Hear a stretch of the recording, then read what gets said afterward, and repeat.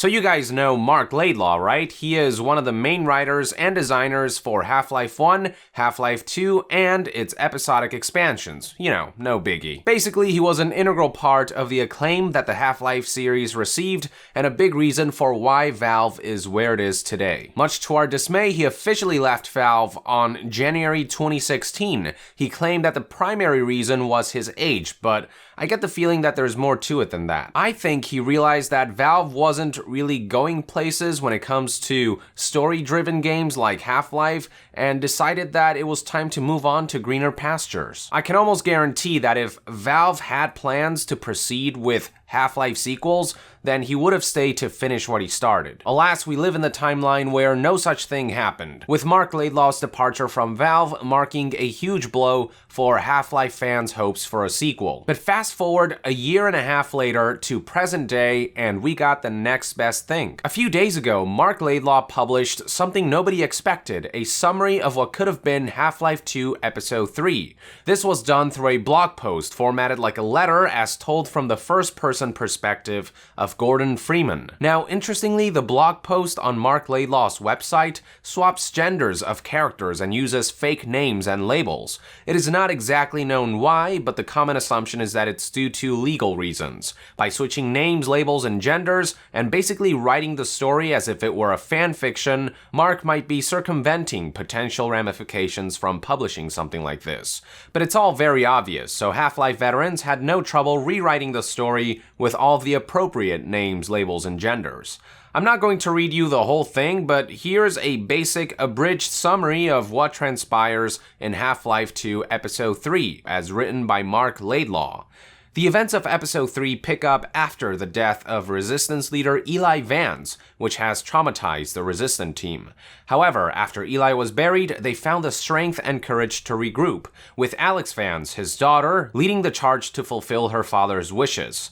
Thus, with the Antarctic coordinates in hand, transmitted by Eli's longtime assistant, Dr. Judith Mossman, they plan to head there in hopes to find the Borealis, a lost luxury liner and research ship mentioned at the end of Half-Life 2 Episode 2. When Eli was alive, he felt as though the Borealis should be destroyed rather than allowed to fall in the hands of the Combine, but other Resistance members disagreed, believing that the Borealis might hold the secret to the Revolution's success. The argument was moot anyway until they found the vessel first, so Gordon and Alex boarded a seaplane and set off for the Antarctic, with a separate militia support group following by a separate transport.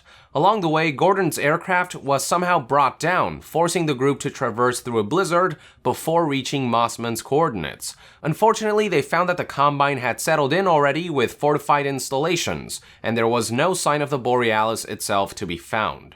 Gordon and team then stealthily infiltrated the facility, at which point they noticed a large object recurrently fading in and out of view. They quickly learned that this was the Borealis itself, shifting in and out of existence, with the aliens having set up camp here to study and seize the ship once it materialized. Turned out that the Antarctic coordinates they followed weren't for the location of the Borealis, but rather the location of where it was predicted to appear, with no guarantees that the Borealis's oscillating effect would settle into place for long.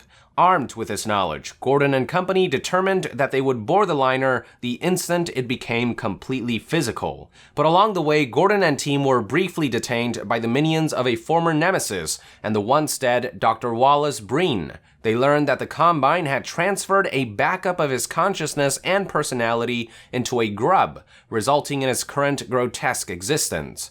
Eventually, Dr. Breen confessed that he himself was a prisoner of the Combine and asked for his life's end.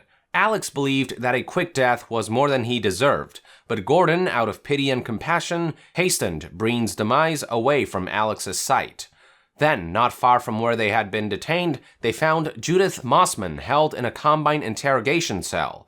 After a tense exchange between Mossman and Alex, the former claiming to be a double agent who worked for Eli and the Resistance, and the latter blaming Mossman for her father's death, they eventually set out to fully bring the Borealis into their plane of existence. They eventually managed to board the ship, where they learned that an earlier science team had assembled a device called the Bootstrap device, which allowed for instant teleportation of matter. They also learned that during the 7-hour war, in an act of desperation to keep the Borealis and its research material away from the Combines, they activated the untested device to teleport the ship from its initial location in Lake Michigan towards the most distant destination, Antarctica. What they didn't know, however, was that the device also transported things across time. So when they used the device during the 7-hour war, it had caused the Borealis to stretch and exist across all space and time, with certain static points allowing it to physically manifest at different times and locations, like during Gordon and team's current excursion to Antarctica. With the Borealis being in this constant state of flux as a result of the bootstrap device, when they finally boarded the ship, time grew confused. Looking from the bridge, they could see all kinds of things at once. The dry docks of Aperture Science at the moment of the Borealis's teleportation, as the Combine forces closed in from land, air, and sea. The present Antarctic wastelands and Gordon's friends making their way to the Borealis. Glimpses of other worlds, the past, the future, so on and so forth. All the meanwhile, while fighting off pursuing Combine forces, they also encountered myriad versions of themselves in what was described as half ghost ship, half nightmare funhouse. During this ordeal, they began arguing what to do about the Borealis. Judith Mossman argued that they should save the Borealis and deliver it to the Resistance so that they may harness its power. But Alex reminded Gordon that she had sworn to her father that she would destroy the ship, so her plan was to set the Borealis to self-destruct and ride the ship to the heart of the Combine's invasion nexus. Disagreeing in their goals, Judith and Alex argued, eventually escalating to a scuffle that resulted in Alex shooting and killing Mossman. With no other choice at this point, Gordon and Alex armed the Borealis and turned it into a space-time traveling missile, steering it to the heart of the Combine's command center. But suddenly, the Dziemian appeared before them, for once not to Gordon but to Alex Vance, the latter of who, having met him once during her childhood, recognized them immediately. The Dziemian simply said, "Come along with me now. We have places to do and things to be." Just like that, Alex simply followed him out of the Borealis. Gordon was now alone, riding the weaponized liner into the heart of the Combine world. Suddenly, an immense light blazed, and Gordon caught view of what he recognized to be a Dyson sphere, a megastructure that encompasses an entire star to use it like an energy source. That's when Gordon finally felt the vastness of the Combine's power and the futility of their struggle. That's when he realized that the Borealis, their most powerful weapon, wouldn't even make a dent against the vastly superior aliens, surrendering to the idea that he was partaking in a futile suicide mission. However, before the Borealis could reach its target, suddenly Vortigaunt's appeared, opening a portal to save Gordon, dropping him into a familiar shore where time was uncertain. Gordon assumed enough time passed that few will remember him, that by now the Resistance will have failed or succeeded, that old friends have been silenced or fallen by the wayside, and that he no longer recognized most members of the research team, though believing the spirit of rebellion still persists. Gordon finally concluded his letter with, "I expect you know better than I the appropriate course of action, and I leave you to it. Accept no further correspondence from me regarding these matters. This is my final episode. Yours in infinite finality, Gordon Freeman, PhD." Oh my fucking god, that sounds pretty amazing. Why can't this be a game? What a bittersweet affair this whole thing is. On the one hand, we do get some semblance of closure in knowing what Half-Life 2 Episode 3's story could have been like. On the other hand, this knowledge makes it all the more painful to imagine what Episode 3 could have been like as a game. Now, some of you might be wondering what any of this means for the future of the Half-Life series. It's hard to say with certainty at this point, but here's my take on it. The first way to interpret all this is that the Half-Life series is truly dead, with Mark's story marking the final nail in the coffin. It could very well be that the reason Mark published this story was because he knew that with all of the key writers gone from Valve, Half-Life would never return, not as we know it at least. Perhaps this was Mark's way of rebelling against Valve and providing some semblance of finality and closure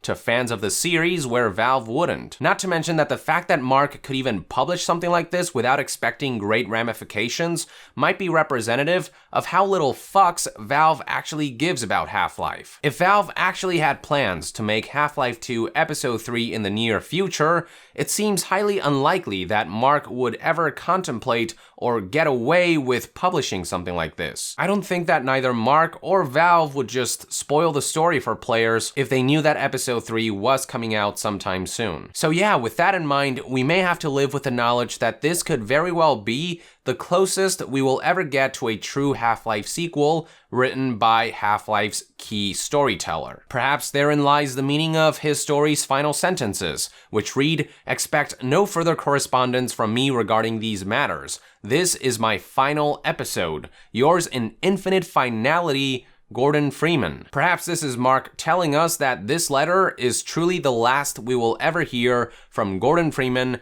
and the Half-Life series as a whole. The second way we can interpret all this is that this is only Mark Laidlaw's farewell to his fans, but not necessarily the end of Half-Life. I say this because some of Mark Laidlaw's recent tweets following the publishing of his story seem to indicate as much. On August 25th, when someone asked Mark if he could provide some clues about the relationship between the Dziemian and Alex fans, Mark replied with, "Nope, that is something Valve might still want to develop, flesh out, and explain someday." While I don't think that Mark is in a position anymore to know what Valve's plans are for the future of the Half-Life franchise, considering he's no longer with the company, he does seem to be hinting that his story isn't meant to be the end of the series, but rather a stepping stone for whoever may helm and continue the series one day. This was further hinted at the following day, August 26th, when he posted a series of tweets sharing his afterthoughts. He tweeted, "Epistolary afterthoughts. The map is not the territory. A sketch is only a starting point. Everything changes as you try to make it real. Everyone who works on it will have ideas, and new opportunities will appear and change everything. But even on a story level, you will find as you get closer that some things just don't work. Would Alex fans really shoot and kill Judith Mossman? Is that too harsh? What if Alex pushed Judith into a time loop or portal bubble instead, leaving her fate open? Is there a role in all of this for the former security guard Barney Calhoun? What about Alex's pet robot dog? What if the final explosion powers a huge time loop singularity that puts Gordon Freeman back to pre-disaster Black Mesa and it all never happened? Or is it about to happen again? So on and so forth. The most important quote, I think, is, "The map is not the territory. A sketch is only a starting point." I think what Mark is saying here is that his episode 3 story is only a blueprint and foundation, one that might change or be extrapolated upon in the future. It's also worth noting that if you look at the last bit of Mark's story as being a letter from his perspective, it takes on a whole new meaning. He says, "I expect you know better than I the appropriate course of action. I leave you to it." When read from his perspective, it's as if he's passing on the torch to someone else. Then the letter continues with, "Accept no further correspondence from me regarding these matters. This is my final episode. Yours in infinite finality, Mark Laidlaw." Reading it that way, suddenly the message becomes that it's not the end of Half-Life, just the end of Mark's part in it. So maybe there is hope for the series yet. But one has to wonder, can Half-Life without Mark Laidlaw and other prominent writers like Eric Wolpaw and Chet Falachek really be considered Half-Life? In a similar fashion, can Metal Gear without Kojima really be considered Metal Gear? Without these key people, are these series really the ones that we knew and loved? I guess opinions on this will vary from person to person, but if you ask me, not really. Without their key longtime visionaries, I can't see how either franchise will ever be the same again. There are just some things and nuances in the storytelling of writers like Hideo Kojima or Mark Laidlaw that cannot be replicated. As a result, these franchises may carry on in name and face, but whatever comes next will inevitably have a different soul, try as they may to imitate the original. Now, a new perspective isn't always a bad thing, but it is a difficult thing, as it involves people having to come to terms with the idea that the original creator's vision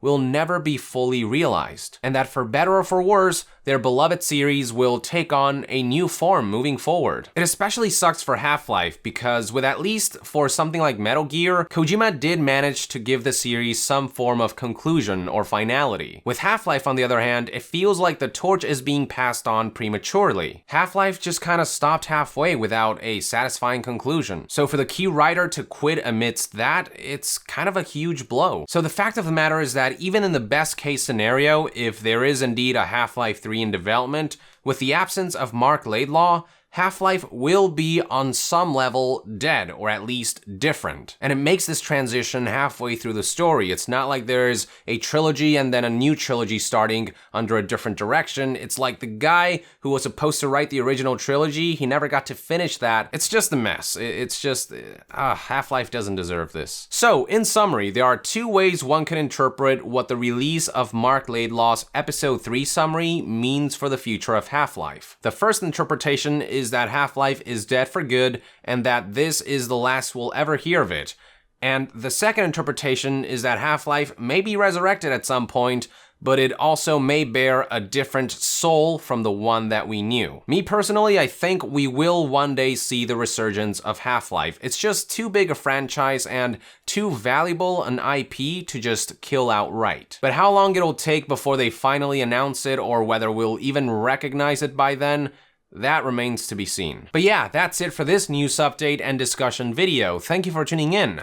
Let us know in the comments below what you think Mark releasing a summary of Half-Life 2 Episode 3 might mean for the future of the series. Also, if you liked this video and enjoy my content, I hope you'll consider supporting me on Patreon to help our community remain independent from third-party sponsorship and corporate interference. And to be further updated on all things gaming news, reviews, and discussions, stay tuned right here on Young Yeah.